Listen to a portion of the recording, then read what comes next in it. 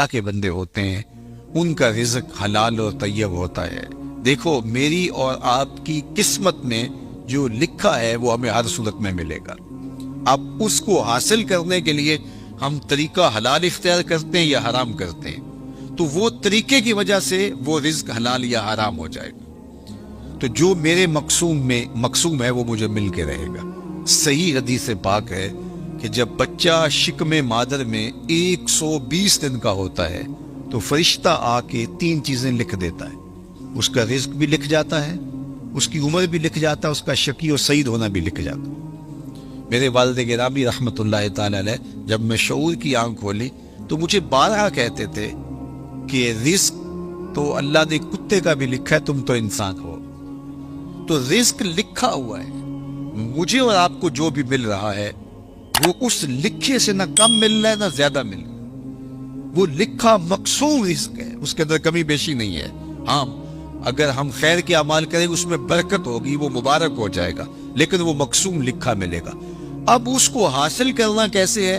چاہے حرام طریقے سے اختیار کر لے چاہے حلال طریقے سے اختیار کر لے۔ میں ایک سادہ مثال دے دوں کہ اہل مجلس کی جانب سے آپ کے لیے کوئی سحری کا انتظام کیا ہوا ہوگا، تو بعد میں وہ آپ کو سحری دینا چاہیں تو ایک آدمی اپنی جگہ پہ وقار سے بیٹھا رہے، تو ظاہر ہے انہوں نے تو جتنے لوگوں کا اندازہ تھا اس کے مطابق انتظام کیا، تو ان کا ذمہ دار آدمی آگے بڑھے گا اور عزت سے اس کے سامنے رکھ دے گا۔ اور ایک آدمی چھچورا ہو اور وہ آگے بڑھ کر کے وہ اس سے سحری چھین لے تو وہ بھی اس کو بھی مل گئی، لیکن اس کے چھچورے پن سے سب دیکھیں گے کہ یار اگر یہ بیٹھا رہتا تو وہ بیٹھا تھا، اس کے لیے بھی انہوں نے حصہ رکھا تھا اور اس کے لیے بھی تھا، تو یہ صبر نہ کر پایا، اس چھچورے پن کی وجہ سے اس پر ملامت ہوئی۔ یہ بات ذہن میں رکھیے کہ رب نے میرا اور آپ کا رزق لکھا ہوا ہے، الٹی چھلانگیں بھی لگائے تو اس سے زیادہ نہیں مل سکتا اور اس سے کم بھی نہیں مل سکتا۔ اب ہمارا اختیار ہے کہ ہم اس کے لیے چھچورا پن اختیار کریں، یعنی حرام طریقہ اختیار کر لیں، چاہے اس کے لیے حلال ذرائع اختیار کر کے اللہ سے توفیق مانگے تو ملے گا اتنا ہی جتنا ہمارے رب نے لکھا ہوا ہے۔ تو جو ثواب ہے اور جو عقاب ہے، گناہ ہے اور جو اس کے اوپر اجر ہے، وہ ہمارے اس عمل کی وجہ سے ہے۔ تو اللہ جل شانہ اس کو حیات طیبہ عطا کرتا ہے، اس کا ذہن ایسے بن جاتا ہے کہ حرام کی طرف اس کی نظر ہی نہیں اٹھتی، وہ ہمیشہ حلال ذریعے سے اختیار کرتا ہے۔ یہ ہے جو ہے وہ حیات طیبہ کا مفہوم امام قرطبی نے بیان کیا ہے۔ لیکن اللہ تعالیٰ جل شانہ یہ اگر توفیق دے دے، دل کے اندر یہ استقامت عطا کر دے تو پھر ہی ممکن ہوتا ہے، ورنہ ہم نے دیکھا ہے کہ یہ محبت ہی ایسی ہے دولت کی کہ اس کے لیے اکثر لوگ حلال اور حرام کی تمیز اٹھا دیتے ہیں، ختم کر دیتے ہیں، اور جب رزق پاک نہیں رہتا تو کچھ بھی پلے نہیں رہتا۔ یہ بات ذہن میں رکھیے گا۔ بلکہ حضور علیہ السلام نے اس شخص کا ذکر کیا جو لمبا سفر کاٹ کے مکہ المکرمہ میں پہنچے اور کعبۃ اللہ کے سامنے کھڑا ہو گئے، یمد یدیہ، اور اس نے ہاتھ یوں لمبے کیے ہوئے، ایسے لمبے ہاتھ کر کے دعا مانگ رہے۔ وَمَطْعَمُهُ حَرَامٌ وَمَلْبَسُهُ حَرَامٌ وَمَشْرَبُهُ حَرَامٌ وَغُذِّيَ بِالْحَرَامِ فَأَنَّىٰ يُسْتَجَابُ لِذَٰلِكَ، لیکن اس نے جو کھایا ہے وہ حرام ہے، جو پیا ہے وہ حرام ہے، جو لباس پہنا ہے اس کے تار و پود حرام کی ہیں، اور ہاتھ لمبے کر کر کے دعائیں مانگ رہا ہے۔ اللہ کے محبوب فرماتے ہیں مجھے بتاؤ فَأَنَّىٰ يُسْتَجَابُ لِذَٰلِكَ، اس کی دعا کیسے قبول ہو، جبکہ اس کا بدن حرام رزق سے پلا ہوا ہے، اس نے جو لباس پہنا ہوا ہے، جو حرام کے 2 کپڑے پہنے ہوئے ہیں وہ حرام سے ہے۔ اب رو رہا ہے ہاتھوں کو لمبا لمبا کر کے، یمد یدیہ، لمبے لمبے ہاتھ کر کے کہہ رہا ہے یا رب یا رب، لیکن وَمَطْعَمُهُ حَرَامٌ وَمَشْرَبُهُ حَرَامٌ وَمَلْبَسُهُ حَرَامٌ وَغُذِّيَ بِالْحَرَامِ۔ تو پھر بلکہ علماء نے یہ لکھا کہ اگر رزق پاک نہیں رہتا تو اپنی دعائیں تو قبول نہیں ہوتی، نیک لوگوں کی دعاؤں سے حصہ بھی نکال دیا جاتا ہے۔ جب اللہ کے نیک بندے پوری امت کے لیے دعا مانگتے ہیں تو امت میں یہ بھی شامل ہے، لیکن رزق ناپاک ہونے کی وجہ سے ان کی دعا کا جو اس کے لیے حصہ تھا نکال دیا گیا، ان کی دعا اس کے حق میں قبول نہیں ہوتی۔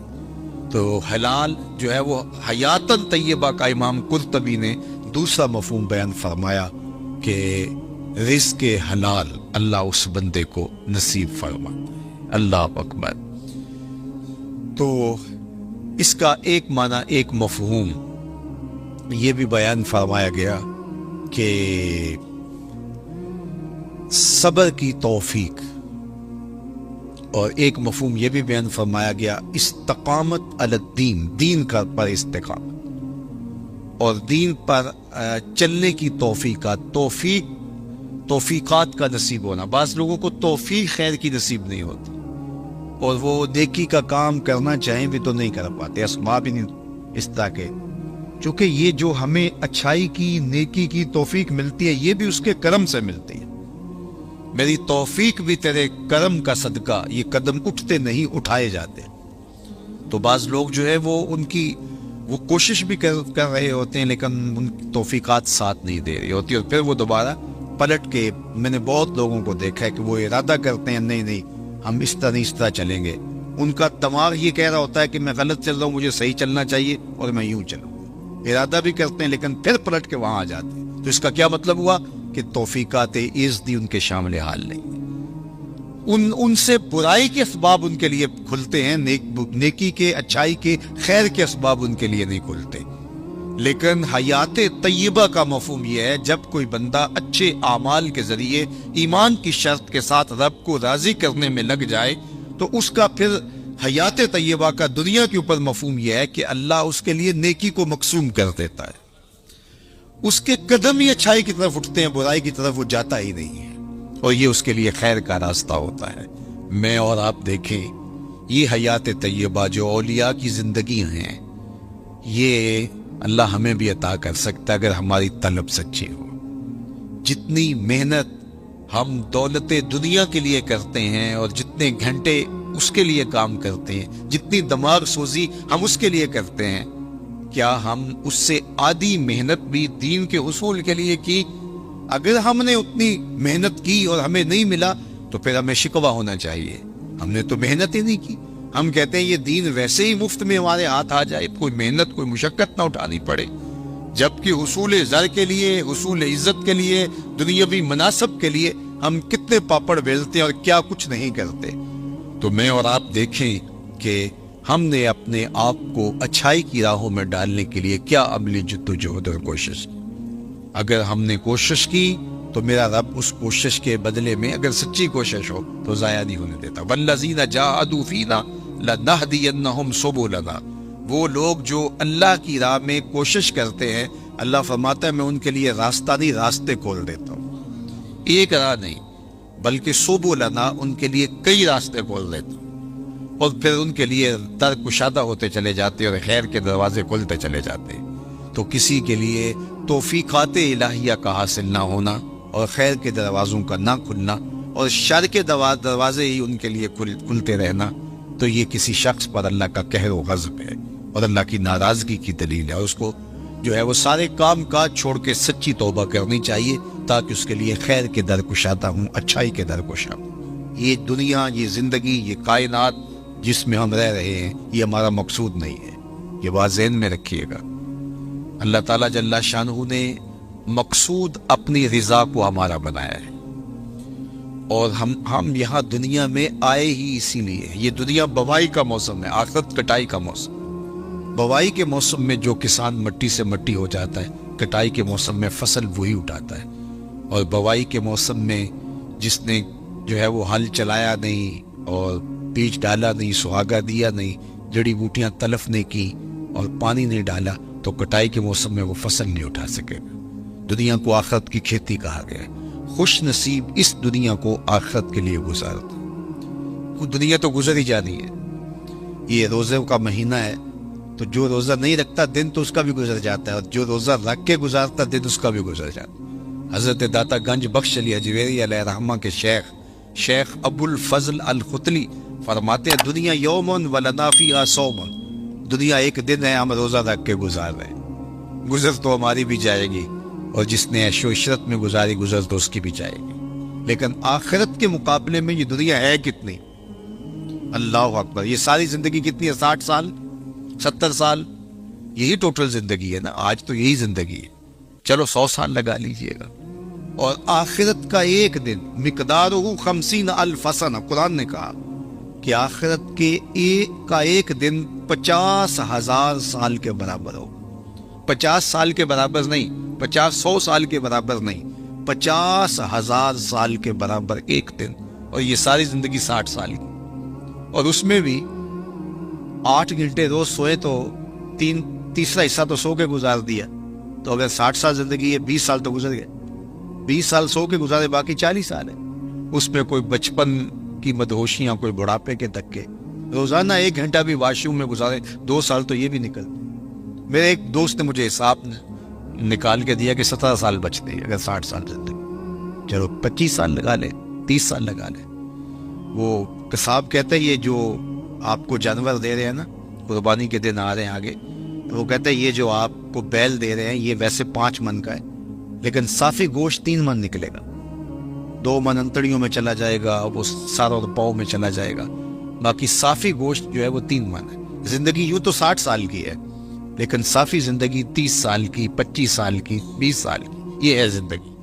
اور وہ بھی ٹینشنوں سے بھری ہوئی، شریکوں نے مار دیا، کچھ چھوڑا ہی نہیں ہے. پریشانیاں، دکھ، خزیاں، ٹینشنیں، ہر وقت بھاگم بھاگ. چلو تخت پہ بیٹھ کے بھی گزاری. تو 60 سال زندگی میں سے 30 سال گزارے، صرف 30 سال یہی احتیاط سے گزارنے تھے، یہ نہ گزار سکا. اور وہ زندگی، اس کا پہلا دن مقدارہ 50,000 سنہ، 50,000 سال کے برابر ایک دن.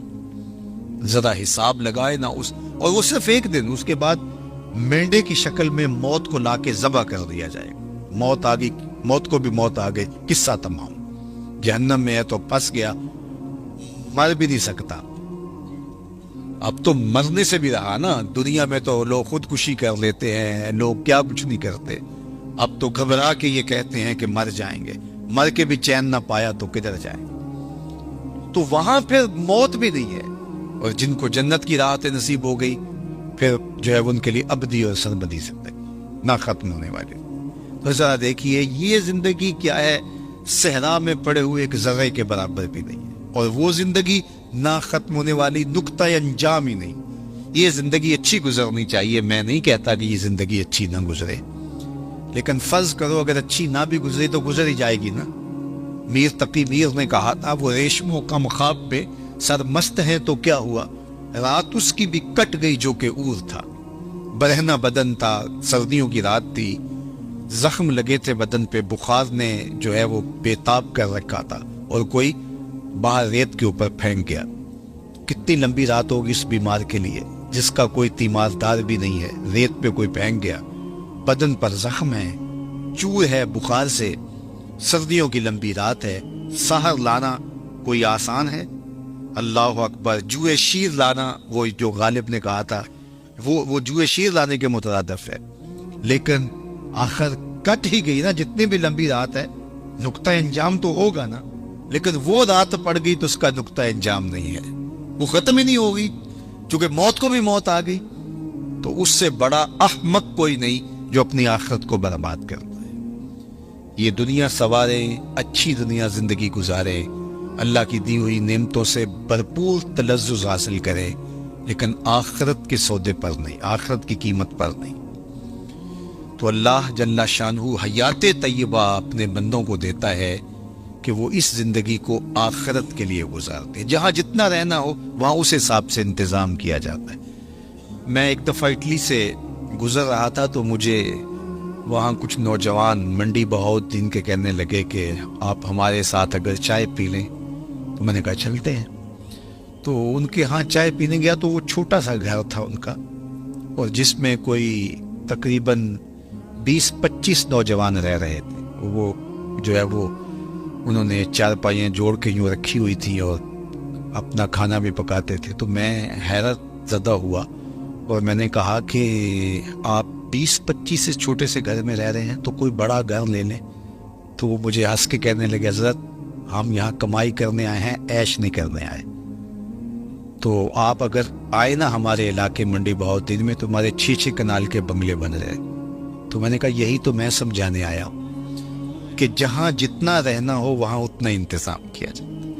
تو دنیا میں جتنا رہنا ہے ہم اتنا انتظام کریں. اصل ہماری منزل آخرت ہے، ہم وہاں پلٹ کے جانا ہے، وہاں ہمارے لیے تیاری ہو رہی ہو. یہ جہاں بھی اچھا وہ جہاں بھی اچھا، لیکن اس دنیا کو اس آخرت کی قیمت پہ نہیں گزارا۔ یہی ولایت ہے، یہی اللہ کے ولی کرتے ہیں، وہ اس دنیا کی زندگی کو آخرت کے لیے گزارتے ہیں۔ تو پھر یہ زندگی بھی خوشحال، جب یہاں ہم جاتے ہیں 4 دن کے لیے 5 دن کے لیے تو جو ہے وہ خوش جاتے ہیں، خوش آ جاتے ہیں، نہ وہاں ان کے ملک کو چھوڑ کے آنے میں دکھ ہوتا ہے، نہ کوئی پریشانی ہوتی ہے، اس لیے کہ ہم آئے ہیں 4 دن پھرنے کے لیے، سیر کرنے کے لیے، واپس چلے گئے۔ لیکن اگر ڈیرا جما لے تو پھر چھوڑنا بھی کتنا مشکل ہے۔ تو اللہ والوں کو دنیا چھوڑنا بھی اوکھی نہیں ہوتی، اس لیے کہ انہوں نے دل ہی نہیں لگایا ہوتا۔ بلال حبشی رضی اللہ تعالیٰ عنہ کا جب آخری وقت آیا، سانس ٹوٹنے لگی تو زوجہ سرانے بیٹھی تھی، تو اس نے کہا واہ حزن ہو، ہائے افسوس، میرا شوہر مجھ سے جدا ہو رہا ہے۔ تو بلال حبشی رضی اللہ تعالیٰ عنہ کی بھی سانسیں باقی تھی، تو آپ نے پلٹ کے اپنی بیوی کو دیکھا، کہا یہ کیا کہہ رہی ہو، واہ حزن ہو، ہائے افسوس۔ کہا ہاں آپ جا رہے ہیں، تو کہا نہیں یوں نہ کہو، بلکہ کہو واہ تربا ہو غدن القا محمدم و اصحابہ ہو۔ کہا مبارک ہو، میں تو اپنے آقا سے ملنے جا رہا ہوں۔ پھر موت جو ہے وہ تحفۃ المومن بن جاتی ہے۔ حضرت ابراہیم علیہ السلام کے پاس جب جبریل امین اسرائیل علیہ السلام آئے نا روح قبض کرنے کے لیے، تو کہا کدھر آئے ہو؟ کہا قبض روح کے لیے آیا۔ کہا واہ کمال ہے، میرا رب مجھے اپنا خلیل بھی کہتا ہے۔ خلیل عربی میں کہتے ہیں گوڑے دوست، وہ کہ جگری یار جس طرح ہوتا، تو وہاں تو یہ لفظ نہیں بولے جائیں گے، خلیل کہتے ہیں گہرے یار کو، گوڑے یار کو۔ تو اللہ نے حضرت ابراہیم کو اپنا خلیل بنایا۔ حضور فرماتے ہیں اگر اللہ کے علاوہ میں کسی کو خلیل بناتا تو ابو بکر کو بناتا، میرا خلیل صرف اللہ ہے۔ تو اللہ نے اپنا خلیل بنایا حضرت ابراہیم علیہ السلام کو۔ تو جب سندیسہ موت کا بھیجا اسرائیل کے ہاتھوں، تو کہا کہ وہ مجھے اپنا خلیل بھی کہتا ہے، اور ساتھ آپ کو بھی بھیج دیا۔ بھلا کوئی یار بھی یار کی موت چاہتا ہے؟ کیسا بھی کبھی ہوا ہے کوئی یار کی موت چاہے؟ تو کہا میں تو حکم کا پابند ہوں، حکم لے کے آ گیا اللہ کا، تو میں پھر چلا جاتا ہوں، جا کے پوچھتا ہوں کہ تیرا بندہ یہ کہہ رہا ہے۔ تو بارگاہ عزتی میں حاضر ہوئے کہ مالک تیرے خلیل نے یہ کہا ہے، کوئی یار بھی یار کی موت چاہتا ہے۔ کہا پھر جا اور میرے خلیل کو میرا سلام دے، اور کہہ کہ کبھی ایسا بھی ہوا یار بلائے کوئی ملنے بھی نہ آئے۔ تو کہا کہ پھر دیر نہ کر، روح قبض کر لے۔ پھر روح بے تاب ہو گئی، جلدی کر۔ تو پھر دنیا پہ رہنا بھی کمال ہے، دنیا سے جانا بھی کمال ہے۔ فَلَنُحْيِيَنَّهُ حَيَاتًا طَيِّبَةً، پھر ستھری زندگی، ورنہ اس زندگی کے ہاتھوں لوگ تنگ ہوتے ہیں۔ وہ ساغر صدیقی نے کہا تھا کہ زندگی کاٹی ہے جبر مسلسل کی طرح، جانے کس جرم کی پائی ہے سزا یاد نہیں۔ تو پھر کہے گے زندگی تو جبر مسلسل ہے، زندگی ہے یا کوئی طوفان ہے، ہم تو اس جینے کے ہاتھوں مر چلے۔ پھر زندگی طوفان بن جائے گی، زندگی عذاب بن جائے گی، لیکن اس کے ہو جاؤ زندگی بھی اچھی، آخرت بھی اچھی، یہ جہاں بھی اچھا وہ جہاں بھی اچھا۔ ربنا آتنا فی الدنیا حسنۃ وفی الآخرۃ حسنۃ۔ تو اللہ کا ولی اس جہاں میں بھی خوش ہوتا ہے، اس جہاں میں بھی خوش ہوتا ہے، حیات طیبہ اس کو عطا کر دی جاتی ہے۔ اللہ صاحب مزار کے درجات کو بلند فرمائے۔ کیا فرمایا من عمل صالحا من ذکر او انثی وہو مؤمن فلنحیینہ حیاتا طیبہ، جو کوئی اچھی عمل کرے، چاہے مرد ہو چاہے وہ عورت، شرط ہے کہ وہ ہو مومن، فلنحیینہ حیاتا طیبہ، ہم اسے ستھری اور پاکیزہ زندگی عطا کر دیں۔ حیات طیبہ، پاکیزہ زندگی ان افراد کا، ان لوگوں کا مقصوم ہے جو اپنی زندگی اللہ اور اس کے رسول کے لیے وقف کر دیتے ہیں۔ نحیینہ کے اندر بھی مادہ حیات موجود تھا، لیکن حیاتاً طیبہ الگ تاکید لفظی کے ساتھ اس مضمون کو مؤکد کیا گیا ہے کہ کوئی ابہام میں نہ رہے کہ جو میرے ہو جائیں پھر میں ان کو مرنے نہیں دیتا، ان کو ابدی اور سرمدی فیضان نصیب کیا جاتا ہے، اور زمانے مٹ جاتے ہیں، زمانے پہ آنے والے لوگوں کے نشان باقی نہیں رہتے، لیکن ان کے نشانات میں مسخ نہیں ہونے دیتا۔ مٹ گیا مشتاق دل سے رنگے یاد رفتگاں، پھول مہنگے ہو گئے قبر پرانی۔ کتنے لوگ آئے اور چلے گئے، زمانہ آج ان کا نام بھی نہیں جانتا، لیکن جنہوں نے اپنے دل کو اپنے مالک کے لیے وقف کر دیا، میرے رب کا وعدہ ہے ان کے نشان نہیں مٹنے دیں۔ آپ لاہور جاتے ہیں تو راوی کے اس پار جہانگیر کا مقبرہ ہے، بر ہند کا مطلق العنان حکمران، جس کے نقارے بجتے تھے اور پورا ہندوستان اس کے زیر نگیں تھا۔ موجودہ پاکستان، مشرقی پاکستان اور پورا انڈیا، برما، یہ سارے علاقے زیر نگیں تھے، نقارے بجتے تھے۔ لیکن آج اگر آپ وہاں جائیں تو قبر پہ حسرتیں برستی دکھائی دیں گی۔ دن کو جائیں یا رات کو، وہاں آپ کو روشنیوں کا اہتمام دکھائی نہیں دے گا۔ اب پارک بن گیا ہے، اس کے دم سے کچھ لوگوں کا آنا جانا زیادہ ہو گیا، لیکن خالص مزار کے احاطے میں آپ کو قرآن پڑھنے والے لوگ موجود نہیں ملیں گے، تاش کھیلنے والی ٹولیاں بیٹھی نظر آئیں گی۔ وہاں جانوروں کی پینٹیں تو دکھائی دیں گی، تمہیں تازہ گلاب نظر نہیں آئیں گے، بلکہ بالکل اس کے ساتھ اس کی محبوب بیوی ملکہ نور جہاں کا مقبرہ ہے۔ یہ وہ خاتون تھی، جب بادشاہ تخت پہ بیٹھتا تو یہ بادشاہ کے پیچھے بیٹھتی، درمیان میں پردہ لٹک رہا ہوتا۔ بادشاہ کا کوئی فیصلہ اسے پسند نہ ہوتا تو پیچھے سے کمر ٹھونکتی تو بادشاہ اپنے فیصلے تبدیل کر دیتا، جس کے اشارہ ابرو پر ہندوستان کی تقدیر کے فیصلے بدلتے تھے۔ آج اس خاتون کا مقبرہ بھی اس کے ساتھ اندھیرے میں پڑا دکھائی دیتا۔ زیب النساء کا اپنا شعر ہے جو اس کی لوح مزار پہ لکھا ہے: پر مزار ما غریباں نہ چراغے نہ گلے، نہ پرے پروانہ سوزت نہ صدائے بلبلے۔ ہم غریبوں کی قبر پہ نہ کوئی چراغ جلانے آئے گا، نہ کوئی پھول ڈالنے آئے گا، نہ کسی بلبل نے گیت گانے ہیں اور نہ کسی پروانے نے پر جلانے۔ وہ جو مطلق العنان تھے، جن کا طوطی بولتا تھا، جن کے نقارے بجتے تھے، چلتے تھے تو ہٹو بچوں کی صدائیں ہوتی تھی، آج غریب بنے ہوئے۔ بر مزارے ما غریباں نہ چراغے نہ گلے۔ میں راوی کے اس پار کی کہانی آپ کو سنا رہا ہوں، اب راوی کا پل پار کر جائیں۔ ایک لوح مزار ادھر بھی ہے، یہاں تو ہے بر مزارے ما غریباں نہ چراغے نہ گلے، اور وہاں لکھا ہے گنج بخشے فیض عالم مظہر نور خدا، ناقصاں را پیر کامل کاملاں را رہنما۔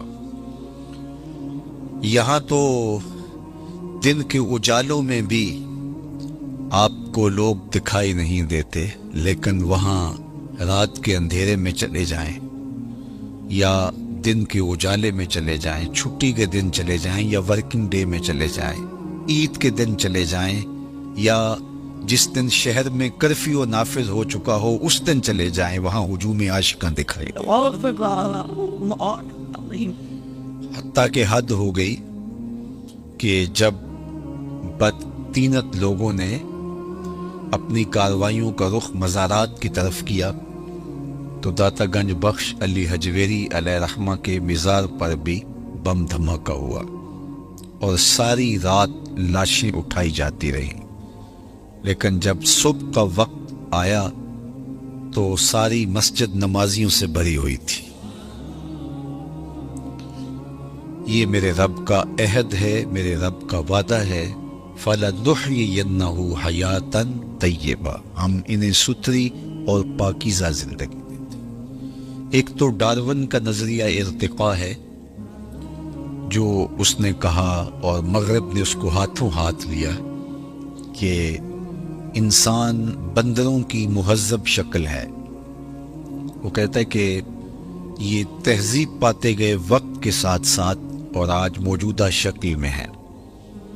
یہ ہے اس کا نظریہ ارتقاء کہ وقت کے ساتھ ساتھ جانور ترقی پاتے پاتے انسان کے روپ میں آ گئے، اور آج وہ بولتے بھی ہیں، معافی ضمیر کو بھی نوک زبان پہ لے آتے ہیں، ایجادات بھی کر رہے ہیں، لیکن ان کی جو ابتدا ہے صدیوں قبل، وہ کہتے ہیں کہ یہ بندروں کی مہذب شکل ہے اور باقی جانوروں کی مہذب شکل ہے، اور اس پر وہ دلائل دیتا ہے۔ اور ایک زمانے میں تو اس کے ارتقائی نظریے کو بڑی پذیرائی بخشی گئی، ہاتھوں ہاتھ لیا گیا، لیکن قرآن نے انسان کے عالی مرتبت آغاز کا ذکر کیا ہے کہ ابھی اس کا خمیر گویا جا رہا تھا، فرشتوں کی پیشانی کو سجدے کے لیے تیار کیا جا رہا تھا، اس کا آغاز ہی خوبصورت۔ ہم نے اس کو اپنی نیابت کا تاج دیا ہے، وَلَقَدْ كَرَّمْنَا بَنِي آدَمَ لَقَدْ خَلَقْنَا الْإِنسَانَ فِي أَحْسَنِ تَقْوِيمٍ، اس کو احسن تقویم میں پیدا کیا ہے۔ خیر، ایک تو ڈارون کا نظریہ ہے ارتقاء کا، لیکن ایک اقبال نے بھی نظریہ ارتقاء پیش کیا، وہ ڈارون کے نظریے سے ہٹ کے ہے۔ والدہ مرحومہ جب انتقال کر گئی علامہ اقبال علیہ رحمہ کی، تو انہوں نے ایک طویل مرثیہ ان کی یاد میں لکھا جو آج بھی کلیات میں موجود ہے۔ اس کا عنوان ہے والدہ مرحومہ کی یاد میں۔ اس وقت وہ بیرون ملک تھے اور والدہ کی وفات کی خبر سنی تو بہت دکھی ہوئے، تو یہ طویل نظم ہے جو اقبال نے رقم کی۔ اقبال کی جو طویل چند نظمیں، ان میں سے ایک والدہ مرحومہ کی یاد میں، اس میں انہوں نے ماں کا ذکر کیا، اور پھر کتنے دل گرفتہ انداز میں کہا، آہ وطن میں ہوگا اب کس کو میرا انتظار، آہ وطن میں ہوگا اب کس کو میرا انتظار، کون میرا خط نہ آنے سے رہے گا بے قرار، آرزو لے کر تیری خاک مرقد پہ آؤں گا، اب دعائے نیم شب میں کس کو میں یاد آؤں گا، کون پچھلے پہر اٹھ کے دعا کرے گا۔ ہر ایک سے کہنا پڑتا نا میرے لیے دعا کریں، استاد سے بھی، مرشد سے بھی، دوست سے بھی، حاجی معتمر جا رہے ہیں تو ان سے بھی کہنا پڑتا ہے جناب جا رہے ہو وہاں دعاؤں میں یاد رکھنا، لیکن کبھی ماں کو بھی کہنا پڑا کہ اپنی دعاؤں میں یاد رکھنا، اور ماں کے جب ہاتھ اٹھ جائے تو اللہ خالی نہیں موڑتا، اور یہ لازمی نہیں ہے کہ ماں رابعہ بصریہ ہو تو پھر ہی دعا قبول ہوتی ہے۔ اپلے تھاپتی ہوئی ماں گوبر سے بھرے ہوئے ہاتھ بھی اٹھا دے، اللہ انہیں بھی خالی نہیں موڑتا۔ ماں جب بولتی ہے تو اس کے لہجے میں جبریل بولتا ہے، ماں جب مسکراتی ہے تو لگتا ہے جنت کی ساری کلیاں کھل اٹھی، اللہ نے اس کے لہجے میں وہ درد، وہ درک، وہ محبت، وہ پیار رکھ دیا ہے۔ اللہ اکبر۔ عالی نصب ہوٹلوں میں کھانا کھانے میں وہ سرور کہاں جو چولہے پر بیٹھ کے ماں کے ہاتھوں سے پکی ہوئی چپاتیاں کھانے میں ملتا ہے۔ عالی جناب، حضرت صاحب، کیا کیا القاب دیے جاتے ہیں، لیکن ان لفظوں میں وہ لطف کہاں جو ماں کی زبان سے اوے ببلو اور اوے بٹھو میں رکھا ہوا ہے۔ اللہ اکبر۔ اونچی مسجدوں پر بیٹھنے ہوئے وہ مزہ کیا جو ماں کے قدموں میں بیٹھنے میں نصیب ہوتا ہے۔ تو اقبال نے وہ طویل نظم لکھی، اور اس نظم کے اندر ہی اقبال نے نظریہ ارتقاء کو بیان کیا۔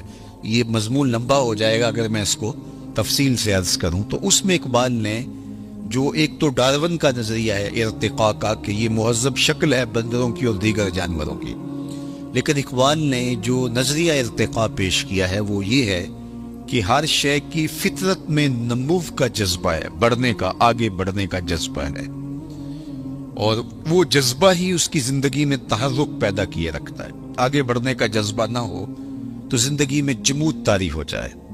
کاروبار والے بھی آگے بڑھنا چاہتے ہیں، دین والے بھی آگے بڑھنا چاہتے ہیں، تو یہ انسانی زندگی کے اندر ایک جذبہ ہے نشو و نما کا، اور یہ ہر شے کے اندر اقبال کہتے ہیں۔ اور اس کی مثال وہ دیتے ہیں کہ ایک بیج کو آپ زمین کو پھاڑ کر اس کے اندر ڈالتے ہیں تو بیج اس حالت پہ مطمئن نہیں رہتا، جب اس کو نمی اور حرارت ملتی ہے تو وہ زمین کا کلیجہ چیر کر کے ایک کونپل کی شکل میں باہر آتا ہے، تو وہ پہلی صورت سے بہتر صورت ہے اس کی۔ یہ نشو و نما کا جذبہ تھا جس نے اس کو زمین سے باہر آنے کے لیے مجبور کیا۔ پھر اس کے بعد اس پہ بھی مطمئن نہیں ہوتا، کونپل سے شاخ بنتی ہے، شاخ سے تنا بنتا ہے، پھر پتے نکلتے ہیں، اس پہ بھی اطمینان نہیں، پتوں پر پھر کلیاں آتی ہیں، اس پہ بھی اطمینان نہیں، کلیوں سے پھول بنتے ہیں، اس پہ بھی اطمینان نہیں، نشو و نما کا جذبہ آگے بڑھنے کا، پھولوں سے پھر پھل بنتے ہیں۔ یہ اس درخت کا نقطۂ کمال ہے۔ اب جب اس نشو و نما کا جذبہ اس کی فطرت میں موجود ہے اور آگے وہ بڑھ نہیں سکتا، پھل سے آگے کدھر جائے، تو وہ پھل پک کے دوبارہ پھر بیج بنتا ہے اور پھر دوبارہ تہے مزار آتا ہے، دوبارہ پھر جو ہے وہ زمین میں آتا ہے، اور زمین میں آ کے پہلے ایک تھا، اب وہ باغ کی شکل میں نمودار ہوتا۔ تو یہ فطرت ہے۔ ہر شے میں اقبال نے مثال جو ہے وہ درخت سے دی، فطرت ہستی شہید آرزو رہتی نہ ہو۔ اگر آپ کی توجہ ہو، فطرت ہستی شہید آرزو رہتی نہ ہو، خوب تر پیکر کی اس کو جستجو رہتی نہ ہو، موت کو سمجھا ہے غافل اختتام زندگی، یہ ہے شام زندگی صبح دوام زندگی، اور یہی ہے فَلَنُحْيِيَنَّهُ حَيَاتًا طیبہ۔ کہا جو میرے ہوتے ہیں پھر میں ان کو مٹنے نہیں دیتا، ان کو ایسی زندگی دیتا ہوں کہ جو قابل رشک ہوتی ہے۔ زمین پر چلنے والے بھی وہ اعزاز نہیں رکھتے جو قبروں کے اندر موجود رہنے والے اعزاز پر۔ اللہ اکبر۔ تو جو ان سے وابستہ ہو جائے، اللہ اس کے رسول سے وابستہ ہو جائے، ان کو پھر وہ مٹنے نہیں دیتا، ورنہ دنیا کے اوپر شہنشاہوں کے نام مٹ گئے۔ میں آپ سے پوچھوں، جس زمانے میں میرے حضور تشریف لائے تھے، اس زمانے کے خاقان کا نام کیا تھا؟ تو شاید آپ معذرت کر لیں کہ ہمارا تاریخ کا مطالعہ تو ضرور ہے، لیکن اتنی گہرائی کہ ہم نام تک یاد رکھیں یہ نہیں ہم بتا سکتے۔ چلو میں پوچھتا ہوں، اس دور کے کیسر کا نام کیا تھا؟ اس دور کی سپر طاقت تھی رومن امپائر، اس دور کی سپر طاقت تھی اور اس کا حکمران۔ تو کہا کہ نہیں جناب، ہم اس دور کے کیسر کا نام نہیں جانتے، اس دور کے خاقان کا نام نہیں جانتے۔ چلو میں نے پوچھ لیا، اچھا اس دور کے کسرا کا نام کیا تھا؟ دوسری سپر طاقت کسرا عراق تھی، اس کے شہنشاہ کا نام کیا تھا؟ تو آپ نے اس پہ بھی معذرت خواہانہ رویہ اختیار کیا، اور آپ کے چہرے بتا رہے ہیں کہ جناب ہم نہیں جانتے۔ جس دور میں میرے حضور آئے، اس دور کی دو سپر طاقتوں کے حکمرانوں کے نام میں اور آپ نہیں جانتے۔ بہت کم لوگ ہیں۔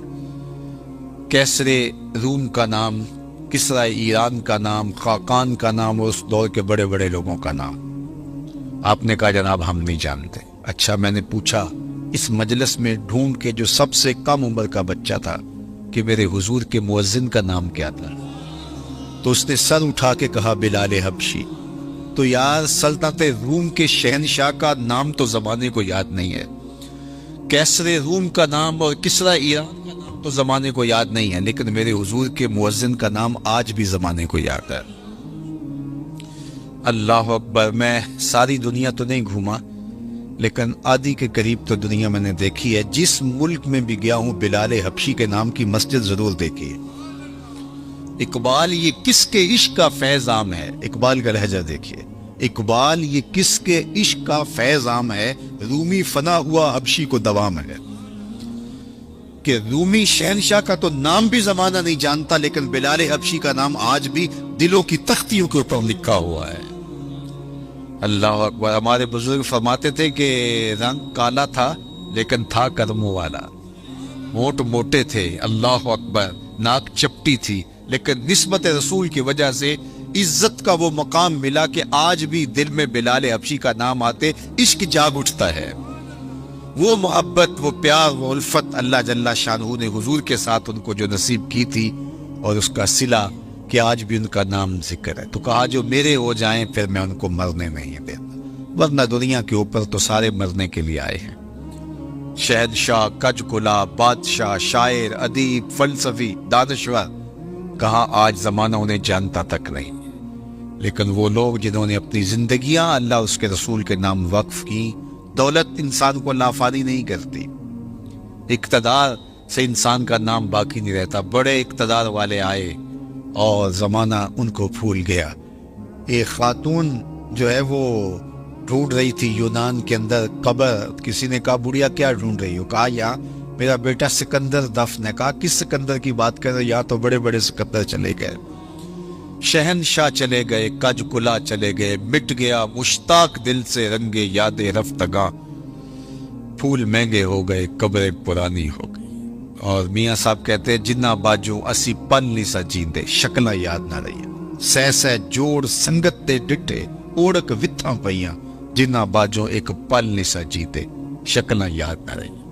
ہم تو اپنے سکے عزیزوں کو بھول جاتے ہیں، لیکن یہ کون لوگ ہیں کہ جو فراموش نہیں ہوتے؟ اس لیے فراموش نہیں ہوتے کہ انہوں نے اس ذات کے ساتھ اپنے تعلق کو مضبوط کر لیا ہے کہ اس کے ساتھ جڑا ہوا تعلق کبھی فنا نہیں ہوتا.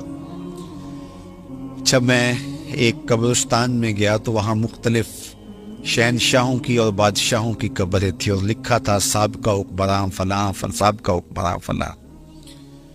اور آپ بھی دیکھتے ہیں کہ سابقہ چیف جسٹس، سابقہ وزیر اعظم، سابقہ وزیر خارجہ. تو میں کہتا ہوں یہ سارے سابقہ ہو جاتے ہیں. اللہ کا ولی قبر میں جا کے بھی سابقہ ولی نہیں ہوتا. کسی قبر پہ آپ نے یہ نہیں دیکھا ہوگا کہ سابقہ ولی لکھا ہو. سابقہ وزیر اعظم ہوتا ہے، سابقہ جرنیل، سابقہ چیف آف آرمی اسٹاف، سب سابقہ ہے، ان کے ساتھ سابقہ لگ جاتا ہے. لیکن جو اللہ کا ہو جائے پھر اللہ اسے سابقہ نہیں ہونے دیتا. وہ قبر سے باہر بھی ولی ہوتا ہے، قبر کے اندر اتر کے بھی ولی ہوتا ہے. فَلَنُحْيِيَنَّهُ حَيَاتًا طَيِّبَةً، فطرت ہستی شہید آرزو رہتی نہ ہو، خوب تر پہ کر کی اس کو جستجو رہتی نہ ہو. موت کو سمجھا ہے غافل اختتام زندگی، یہ ہے شام زندگی صبح دوام زندگی. یہ ایسی زندگی نصیب ہو جاتی ہے کہ جو انہی کا مقصود ہوتا ہے. تو آئیے میں اور آپ اپنی زندگی کو اللہ اور اس کے رسول کے نام کر دیں، ورنہ وہ کیا کہتے ہیں کہ آج مرے کل دوسرا دن، تو زندگی تو ختم ہو جائے گی، ٹوٹ کے بکھر جانے والا خواب ہے. جو کہتے تھے کہ ہم دھرتی کی زینت ہیں، ناگزیر ہیں، کائنات کا چرخ ہمارے حکم سے گھومتا ہے، لیکن زمانے نے پھر ان کو فراموش کر دیا. ان کے ناموں کے ابجد بھی زمانے کو معلوم نہیں ہے، لیکن جنہوں نے خاک بنا لیا در رسول کی اپنے آپ کو، صدیاں گزرنے کے باوجود بھی وہ سرخرو اور کامیاب تھے. اللہ اکبر. وہ سر بلند ہوئے جو تیرے نام پہ مٹے، اور وہی سرخرو ہوئے، وہی کامیاب ٹھہرے جو ان کے نام پر مٹ گئے. ورنہ دنیا کے اوپر آنے والے سب لوگ ختم ہو گئے، اور سب لوگ جو ہے وہ مٹ گئے، ان کا وجود اور تشخص بھی باقی نہ رہا. تو میں اور آپ اہل اللہ کی قبروں پر جانے سے ہمیں یہ ترغیب ملتی ہے کہ ہم اپنی زندگیوں کو اللہ اور اس کے رسول کے نام کریں. شکستہ قبریں بھی، ٹوٹی ہوئی قبریں بھی ہمیں عبرت دیتی ہیں. آقا کریم نے ایک زمانے میں منع کیا تھا قبروں پر جانے سے، اور پھر ایک وقت گزرنے کے بعد دوبارہ حکم دے دیا، کنت نہیتکم عن زیارت القبور فزوروها. میں تمہیں قبروں پر جانے سے روکا کرتا تھا، لیکن اب میں تمہیں حکم دیتا ہوں کہ قبروں پر جایا کر. اور اس کی وجہ بیان فرمائی، اس لیے لأنها تذکر الآخرہ، قبریں تمہیں آخرت کی یاد دلاتی. تو جو شکستہ ٹوٹی ہوئی قبریں ہوں گی وہ بھی یاد دلائیں گی یہ کتنے ناگزیر ہوتے تھے. آج ان کے کفن بھی تار تار ہو گئے. اللہ اکبر. حضرت غوث اعظم الشیخ عبد القادر الجیلانی علیہ رحمہ و رضوان فرماتے ہیں، جاؤ قبرستانوں میں جا کر کے دیکھو کیسے کیسے حسینوں کی مٹی خراب ہو رہی ہے. جو بدن پہ چٹکی مٹی بھی نہیں پڑنے دیتے تھے، آج کفن بھی تار تار ہو گئے. اور مرصع قبریں، جہاں جن قبروں کے اوپر جو ہے وہ ہجوم عاشقاں ہیں اور لوگ پھول لیے کھڑے ہیں، عقیدتوں کے چراغ لیے کھڑے ہیں، وہ قبریں بھی ہمیں بتاتی ہیں کہ میاں اگر ان کے ہو جاؤ گے تو پھر تمہارا رب تمہیں مرنے نہیں دے گا. فَلَنُحْيِيَنَّهُ حَيَاتًا طَيِّبَةً. نُحْيِيَنَّ کے اندر جو ہے وہ تاکید ہے، نُحْيِيَنَّ اس کو نون ثقیلہ تاکید کا کہتے ہیں، لیکن آگے موقد بھی کیا گیا حیاتاً طیبہ سے. اللہ اکبر. اچھا، امام قرطبی علیہ رحمہ نے اس کے تحت بڑی نفیس گفتگو کی ہے. وقت کی نزاکت ہے کہ میں تفصیل سے عرض نہیں کر پاتا، لیکن انہوں نے کہا کہ جب وہ دنیا میں رہتے ہیں تو ان کی زندگی حیات طیبہ ہوتی ہے، دنیا کے اندر بھی حیات طیبہ جی رہے ہوتے ہیں، لوگ ٹینشنوں سے مر رہے ہوتے ہیں اور وہ عیش کی زندگی گزار رہے ہوتے ہیں. اللہ اکبر. اس لیے کہ دنیا کے کم یا زیادہ ہونے کی فکر ان کو پریشان نہیں کرتی. وہ جس حالت میں بھی ہیں اللہ کے شاکر ہیں, اللہ کے شکر گزار ہیں. تو فرمایا کہ حیاتاً طیبہ کا جو مفہوم بیان کیا تو کہا کہ اس کا ایک مفہوم یہ ہے کہ اللہ انہیں استغنا کا نور عطا کر دے. استغنا کیا ہے؟